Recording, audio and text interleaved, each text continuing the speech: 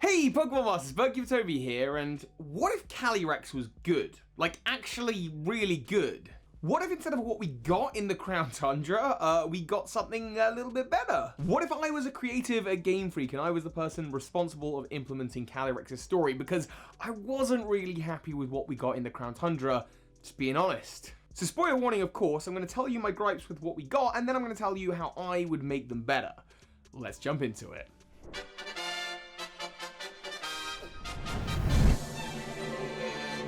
Calyrex, it wasn't great for me. I got a lot of problems with it. But you know what I don't have a lot of problems with? Today's sponsor, Surfshark VPN. Thank you to them for sponsoring this video. If you don't know what a VPN is by now, you might have heard me describe it before. Your Pokemon Sword and your Pokemon Shield, your suit of armor keeping you protected while you're online. And that's a big part of what Surfshark does, whether you're out and about, you're on the go, you're having to jump onto different Wi-Fis all over the place. Maybe you don't know exactly how secure that connection is, or maybe you've got a nosy neighbor who just likes using your Wi-Fi. What Surfshark VPN does is it routes your connection through another location before it gets to and from your internet provider. It just keeps you a little bit more safe online, so no one's gonna know that your password is really password, which you should change. And another reason you might want to use a VPN is, like I mentioned earlier, it routes your internet connection through another location. That can be another continent, so maybe you're on Netflix, maybe you're on another streaming service, and you can access content that otherwise wouldn't be available in your region. So finally, I can watch the rest of Pokemon Journeys, because we only have a little bit of, actually I don't even know if we have any of it here in the UK. And if you sign up using the link in the description today and the code BIRDKEEPER, you get 84% off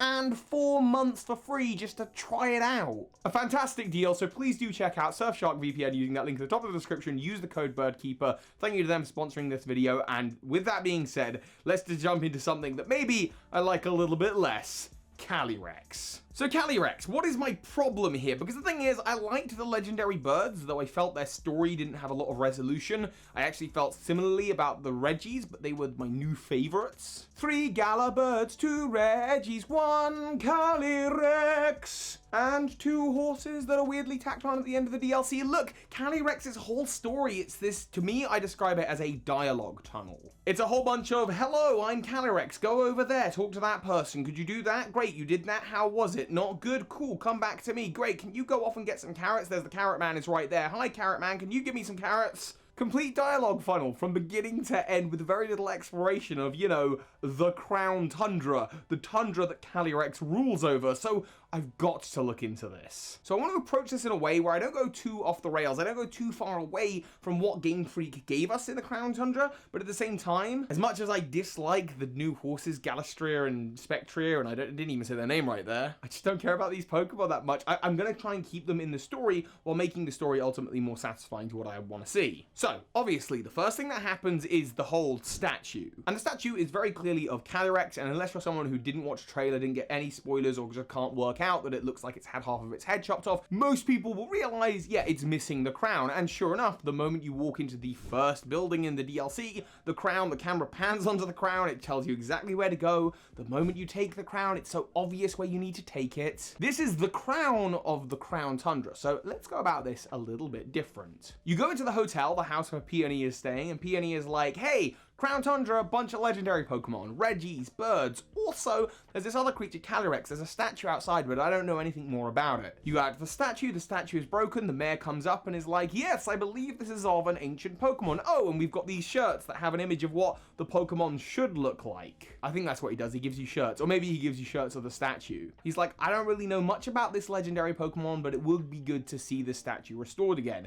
There's some people, the people who carved this statue, probably are the people who live on the other end of the Crown Tundra. And yeah, this is where I'm already deviating from the script of the Crown Tundra, because the Crown Tundra is huge, and if you're just doing the Calyrex story, you don't explore much of it at all. On top of that, the fact that there's only the one town, Freezington, is kind of criminal to me. You got all this space, and there's even a person who lives down in the Shivering Sea. I don't know if she lives down there, I don't know what she's doing there. She's the one that helps you evolve your Galarian Slowpoke into a Galarian Slowking, but ultimately, why not have a little community that live down there? People who live down in the Shivering Sea area, what an incredible and hardy people they must be to live all the way down there. Maybe they live in the caves, or they have some more backstory for you about the Reggies or the new Reggie Temple and why those Reggies are there, kind of like Pacific Dog Town, I guess. They're lore keepers of old, and certainly they can craft a new crown for Calyrex. And by the way, the Shivering Sea is pretty much the other end of the Crown Tundra. It forces you to go through a winding cave, which means just by doing the Calyrex story, you're going to get to explore, and there's not going to be a waypoint on your map. No, you should be getting lost in the Crown Tundra. Maybe you'll bump into some Reggie temples between here and there, maybe you'll deviate off and find the great tree where the birds are, it doesn't matter. But eventually you get to the Shivering Sea, and it's a real reward because there's a whole community living down there. They know more about the legends, and you can take this crown back to Peony, and he's standing at the statue and he's like, nice work, you've got a crown that'll fit the statue, great, put it on. At this point, the same thing happens. Calyrex appears, has a mysterious battle with you, very cool. The same fun thing happens where Calyrex takes over Peony's mind and does a little bit of mind control and speaks through him, and at that moment, you've restored a statue of both Calyrex and its horse, so you hear a neigh, see a galloping, you and Calyrex witness it together. Maybe Calyrex, being so weak, can't bear to look at the sheer sight of it, and you have to look, and you have to let him know. Maybe the cutscene that plays out is Glastrier and Spectre kind of shifting into one another, so it's unsure at this point which horse it is. We get a glimpse of them, we get some actual setup for them, and it means later on when you go ahead and make your decision about which one you want, you've had a chance to see them both and decide which your favorite is and not get disappointed. Now, this next bit in the main story, Calyrex asks you, hey, have the people forgotten me? And then you walk around and speak to 4 people and they go, yeah, we've forgotten about Calyrex. You go back to Calyrex. This is nonsense. This is information that in this telling of the story, we already have, because the mayor's told you that he doesn't know much about Calyrex. And when you go and visit the people down in the Shivering Sea, they tell you that people have long since forgotten about Calyrex or the legends of the Crown Tundra, and they're the only people that remember down in the Shivering Sea. Because of that, yeah, Calyrex has become weaker, we know this, and we don't need to waste time talking to NPCs that are 2 seconds away, because how is that fun gameplay? Instead, Calyrex isn't just going to be weaker in strength, but also will have lost some of its memories, and will ask you to explore the Crown Tundra, looking for various statues to learn about the backstory of it and its horses and what happened. And of course, as you go around the Crown Tundra, you'll start to paint a bit of a picture. And I like the idea here that you don't need to visit every single one of those statues. You only need to visit a few, and if you want to get the full picture, then the option is there, but the story isn't spoon-feeding it to you. You're just getting a couple of paragraphs, a little taste. So you probably will want to explore the rest, but that's up to you and how you want to play. Instead, you're going to learn about the backstory of Calyrex, specifically the backstory that we learn about in the Pokédex, talking about how it once moved a forest with the aid of its horses. When combined with the horse, it becomes even more powerful. And what was that forest? And upon obtaining enough of its memories, Calyrex will go, I think I remember the forest that I moved was the Slumbering Weld. Yeah, okay, I'm putting a little bit of fan fiction about, look, my own Pokemon theory, but the Slumbering Weld is perfect here. It is not only the closest forest to the Crown Tundra, being the dividing line between the Crown Tundra and mainland Galar, but also we need a reason for Calyrex here, I think, to tie into the main story. With Kubfu, it wasn't as necessary because it was only the setup DLC, the first DLC. With Calyrex, I really want to know how this Pokemon, the King of Galar, or the King of the Crown Tundra, ties into the old Kings of Galar who saved in the world in the darkest day. There should be a relationship between the Sword, Shield, and Crown Pokemon. It's criminal to me that there doesn't seem to be. So there's gonna be a new little like underpass or cave or winding path in the Crown Tundra that takes you into the back end of the Slumbering Weld where Zacian and Zamazenta's shrine is. Sure enough, with you being the legendary trainer who wields Zacian and Zamazenta, Calyrex will proclaim, well, this just must be fate, and there at the shrine, Calyrex will get back more of its memories and realize that it was powerful enough to move this forest because of its steed, the horse that you saw earlier, and so Calyrex is going to need your help to bait it out. And at this point, we can have the same carrot gathering quest. That's not a problem. I mean, that's pretty much as simple as just make sure you've got enough Dynite ores, that bit's fine, and then choosing which area you want to grow the carrot. Sure. Again, just a good way of selecting the forms which we've already seen. They've had a little bit of setup so we know what they are at least, and they're not totally out of the blue. And what we're going to have happen is the horse is going to appear, but it's not going to charge off to the village or anything like that. You're just going to battle it then and there, because otherwise it's just another little kind of fetch quest where you're just walking 2 centimeters, or rather using fly probably to fly to the village and initiate the same battle. Like, that's not needed. And the village don't need to literally see Calyrex's display of power. That can come through in the, once this whole DLC is complete, when plants start growing in Freezington again and crops start growing again, everyone will know, oh, Calyrex is back. So you battle the horse, you defeat it, and that just makes it weak enough that Calyrex is able to take over it with no Reigns of Unity. Because the Reigns of Unity, in my opinion, without a doubt, if nothing else were to change about this story, are the worst part of the Crown Tundra DLC.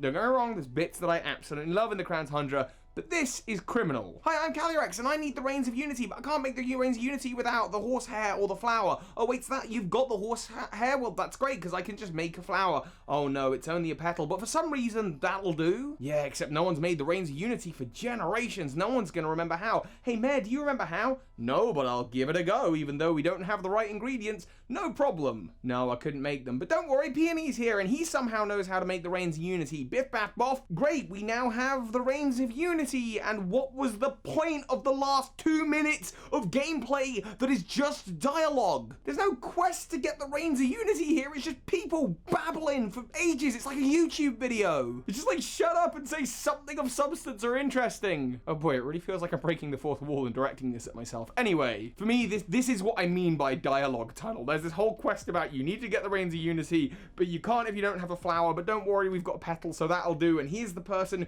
who shouldn't be able to make them, but they're gonna give it a go, and oh no, but someone else shows up and it's been 5 minutes and I just don't care. So we're skipping it, and if you really want someone to have the Reigns of Unity, again, maybe the people down in the Shivering Sea, maybe they know how to make the Reigns of Unity, and that could make at least a little bit of sense. But at this point, Calyrex has taken control of the horse, and they're galloping up, north up the slippery slope, up to the big castle with the big tree that has been waiting up there for you this whole time. It is one of the biggest fixtures of the DLC. What could possibly be up there? You go up this big snowy mountain through winding caves, you find your way up there, and my version of events, it's not a big empty box room that has nothing in it. Instead, it is, yes, a whole dungeon filled with Pokemon and puzzles and multiple levels and layers. This is the final boss of the final DLC. This should be the ultimate experience. Calyrex and its horse has ridden the whole way up here, and when you finally meet up with it again in the final room of this actual